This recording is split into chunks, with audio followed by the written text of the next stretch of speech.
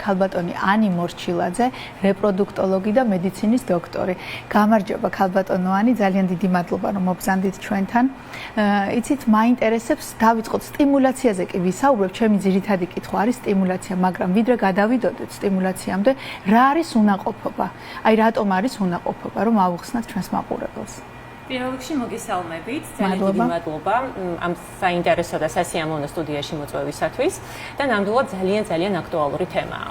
და დავიწყებ, რა თქმა უნდა, შეკითხვაზე. პასუხი თუ რა არის უნაყოფობა და როდი შეიძლება დავსვათ უნაყოფობის დიაგნოზი. ძირითადად ეს არის 12-თვიანი რეგულარული დაუცველი სქესობრივი კავშირის ფონზე ორსულობის არ დადგომა. თუმცა გარდამტეხი ხდება, რა თქმა უნდა, ქალის ასაკი, რადგანაც ცნობილია, რომ 36 წლის ასაკის ზემოთ სამწუხაროდ ჩვენს ორგანიზმში ხდება კვერცხუჯრედების არ მხოლოდ რაოდენობრივი, ასევე ხარისხობრივი გაუარესება. ამიტომ 36 წლის ასაკის ზემოთ ეს 12-თვიანი პერიოდი უკვე შემცირებულია 6 თვემდე. გასაგებია. აი მამაკაცის და ქალის პროცენტული მაჩვენებელი როგორია უნაყოფობის დროს? ნამდვილად ასევე ძალიან საინტერესოა, რომ დღევანდელ დღეს ქალისა და მამაკაცის ხვედრითი წილი პრაქტიკულად თანაბარია და ეს არის 50-50-ზე. 50-50-ზე. სხვათა შორის არ მეგონა მართლა. რა გზები არსებობს ამის გადასაჭრელად, აი უნაყოფობის გადასაჭრელად? კეთი, ძალიან საინტერესოა ასევე შეკითხვა, იმიტომ რომ რატომღაც ხშირად დღევანდელ სოციუმში ხალხს გონია, რომ უნაყოფობის და უშულობის ხშირ შემთხვევაში ერთადერთ რეალურ ალტერნატიულ საშუალებას ამ პრობლემის გადაჭრის წარმოადგენს ხელოვნური განაყოფიერება. თუმცა ეს ასე ნამდვილად არ არის, იმიტომ რომ ყველა უნაყოფო წყვილს, რა თქმა უნდა, არ ჭირდება ინვიტრო, ანუ ხელოვნური განაყოფიერება. ძირითადად ძალიან მნიშვნელოვანია, რომ წყვილი, როდესაც მოდის, აუცილებლად მოხდეს ორივე მათგანის თანაბრად კვლევა, დიაგნოსტირება, თუ რა არის ძირითადი გამოწვევი მიზეზი უნაყოფობის. თუ მაგალითად ქალის შემთხვევაში საშულოსნოს ღრუში ისახება, რომ არის გარკვეული წარმონაქმნი, როგორიც შეიძლება იყოს პოლიპი, საშულოსნოს მიომა, ან ტიხარი, საშულოსნოს განვითარების სხვადასხვა ანომალიები, რა თქმა უნდა, მნიშვნელოვანია, რომ პირველ რიგში მოხდეს ქირურგიული გზით ამ ყველაფრის კორექტირება. და ასეთ შემთხვევაში ძალიან მარტივად გავა წყვილი, თქვათ, შულოსნობაზე. მეორეს მხრივ, თუ მაგალითად უნაყოფობის გამოწვევი მიზეზი შესაძლებელია იყოს ფოლიკულის ვერმომწიფება, რა თქმა უნდა, ასეთ შემთხვევაში მნიშვნელოვანია საკვერცხლების სტიმულაცია. და ესეთი დაავადებები შეიძლება იყოს დაკავშირებული ფარისებრის ჯირკვლის, თქვათ, დისფუნქციასთან, ან ფუნქციის დარღვევასთან, ან მაგალითად ქალის ორგანიზმში პროლაქტინის, ამ ჰორმონის დონის მატებასთან, ან ისეთი დაავადების არსებობასთან, როდესაც ქალის საკვერცხლებში გვაქვს საკმაოდ ბევრი ფოლიკული. ეს იყო ესეთი დაავადება, საკმაოდ ცნობილი პოლიცისტური საკვერცხლების სინდრომი, რომელიც დღევანდელ დღეს უკვე არის, ესე ვთქვათ, გადასხვაფერებული, სხვა დიაგნოზის სახელწოდებით არის დღევანდელ დღეს უკვე წარმოდგენილი, როგორც არის პოლიენდოკრინული მეტაბოლური საკვერცხლების სინდრომი. ყველას ასეთ შემთხვევაში მარტივია, რომ უნდა მოხდეს ფოლიკულის დასტიმულირება, რაც მარტივად გაგვიყვანს ასევე შულოსნობაზე და ეს არის საკმაოდ ხარჯთეფექტური. ან მაგალითად, თუ გვაქვს ადგილი მამაკაცის ფაქტორით გამოწვეულ უნაყოფობასთან, თუ არის სპერმის ხარისხის არც თუ ისე მძიმე გაუარესება, შესაძლებელია გამოყენებული იყოს პარტნიორის დამუშავებული სპერმის შეყვანა საშულოსნოს ღრუში, რაც ცნობილია საშულოსნოს შიდა ინსემინაციის სახელწოდებით და ესეც გადაწყობს უნაყოფობის პრობლემას. მაგრამ თუ უნაყოფობის მიზეზი არის საშულოსნოს მილების სრული ან ნაწილობრივი გაუმდარობა, ან საშულოსნოს მილების სრული, თქვათ, არარსებობა, რა თქმა უნდა, ერთადერთ და უალტერნატივო საშუალებას უკვე შვილის ყოლის წარმოადგენს ინვიტრო, ანუ ხელოვნური განაყოფიერება. და არარსებობა რა შემთხვევაში, აი არარსებობა კონკრეტულად? არარსებობა შეიძლება განპირობებული იყოს თუნდაც იმით, რომ ქალს ჰქონდა ანთებითი პროცესები საშულოსნოს მილების და შესაბამისად მას დაჭირდა ქირურგიული ჩარევა. თქვათ, ორივე საშულოსნოს მილი ამოკვეთილია. და საშულოსნოს მილი საინტერესოა, რომ არის ზუსტად ის ადგილი, სადაც ხდება ქალის და კაცის სასქესო უჯრედების შეხვედრა.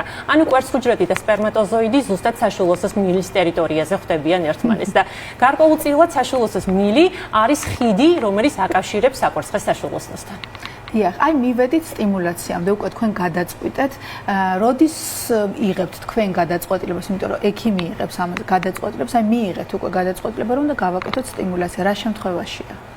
სტიმულაციაზე გადაწყვეტილების მიღება დამოკიდებულია იმაზე, ზუსტად როგორც აღნიშნეთ, თუ არის მაგალითად უშულობის ფაქტორი ფოლიკულების ვერ მომწიფება, რა თქმა უნდა, ასეთ შემთხვევაში უნდა გამოვიყენოთ და უნდა მივმართოთ საკვარცხლების სტიმულაციას. ყველაზე ხშირად, რა დროს ხდება ხოლმე სტიმულაცია, რა დაავადების?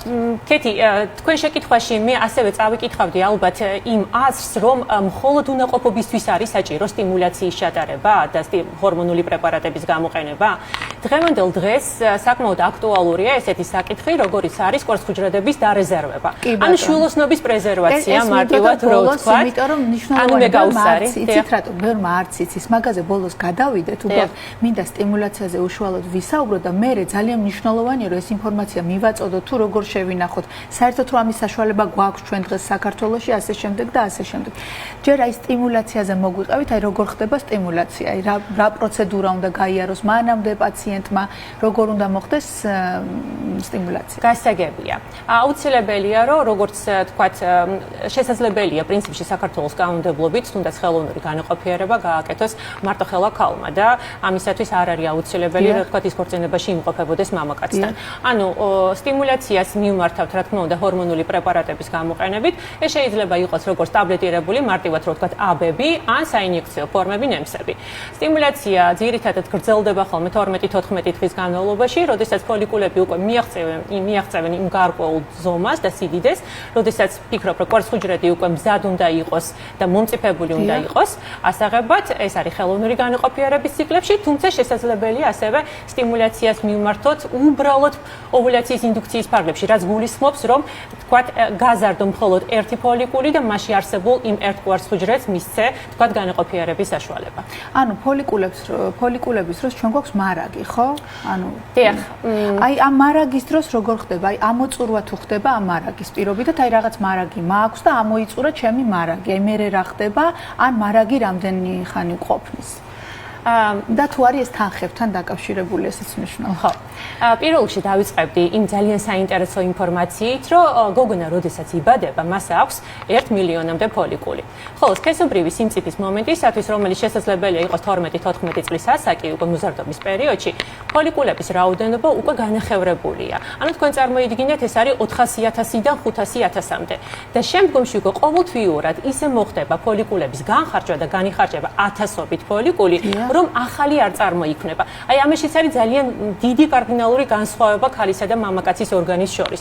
იმიტომ რომ მამაკაცებში ყველა 2-3 თვეში ერთხელ ხდება სპერმატოზოიდების განახლება, ანუ მამაკაცების სასქესო უჯრედების ბანკი არის განახლებადი.